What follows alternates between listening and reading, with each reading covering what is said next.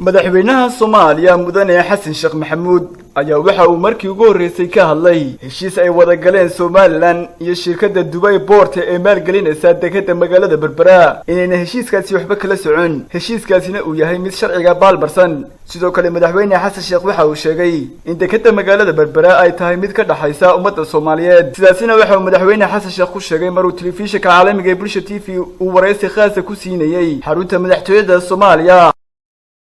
annagu waxbana kala ma soconno mana ogin si rasmi ah oo jihar rasmi ah ama maamulka Somaliland ama dawladda Imaaraadka Carabta mid nagala soo xiriirto arinta nagala hadasho ma jirto dekedda Berbera waa deked Soomaaliyeed qaranka Soomaaliyeed oo dhamaale ummadda Soomaaliyeed oo dhamaale waxaan leenahay meel la wada og yahay wixii horumar ah oo dadka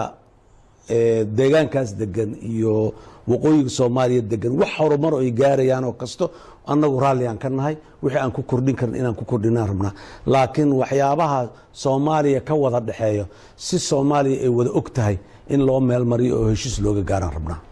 geesta kale madaxweynaha dawladda federaalka Soomaaliya mudane Xasan Sheekh Maxamuud waxa uu ka hadlay doorashooyinka ku soo food kale Somaliland waxaana uu mas'uuliyiinta Somaliland ugu baaqay inay qabtaan doorashooyin xor iyo xalaal ah waan u hambalyeynaa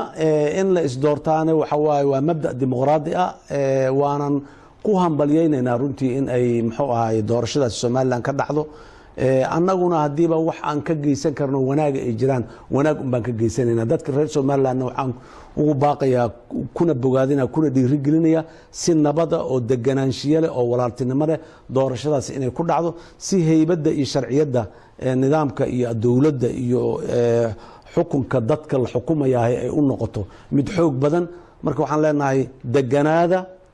isqadariya qawaaniinta idin degan ilaaliya doorashadana si habsami ah uga wada qayb gala adiko wada jira